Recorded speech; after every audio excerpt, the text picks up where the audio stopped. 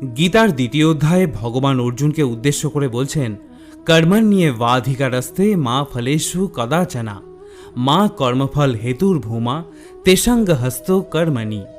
হে অর্জুন, কর্মেই তোমার অধিকার, ফলে নয়। অতএব কর্মফলের আকাঙ্ক্ষা না করে তুমি কর্ম করে যাও।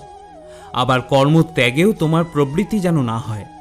হে ধনঞ্জয়, তুমি আসক্তি ত্যাগ করে এবং সিদ্ধি ও অসিদ্ধি সমভাবাপন্ন থেকে যোগস্থ হয়ে সকল কর্ম করো। এই সামর্থ্যকেই যোগ বলা হয়। ভগবান অর্জুনকে আরও বলেন যে তোমার অধিকার শুধু কর্ম করার জন্য, ফল ঈশ্বরের হাতে।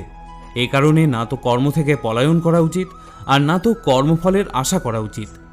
যে ব্যক্তি স্বাদ গ্রহণ করা থেকে মুক্তি পাওয়ার জন্য আহারকেই ত্যাগ করে, বাস্তবে তার মন থেকে স্বাদের লালসা কখনোই যায় না। কিন্তু সেই ব্যক্তি উত্তম যে আহার ত্যাগের পরিবর্তে স্বাদ গ্রহণের লালসাকেই ত্যাগ করে ফেলে। একজন কর্মযোগী নিজের মনের সমস্ত লালসাকেই ত্যাগ করে। জীবনের কর্তব্যবোধে কর্ম নিশ্চয়ই করে, কিন্তু কোনো কার্যে আবদ্ধ হয় না।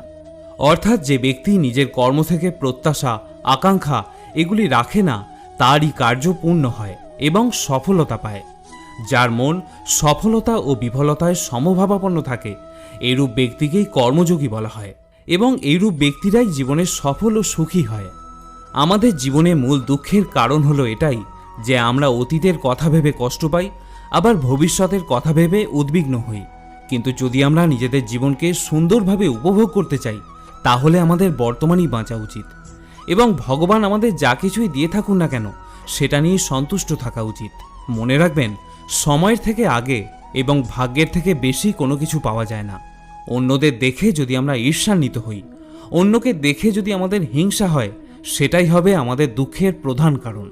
সেই জন্যই ভগবান বারবার বলেছেন, সমস্ত কর্ম ঈশ্বরের চরণে সমর্পণ করা উচিত, এবং কর্মের ফলাফলের কথা চিন্তা না করে শুধুমাত্র অনলস হয়ে কর্ম করা উচিত।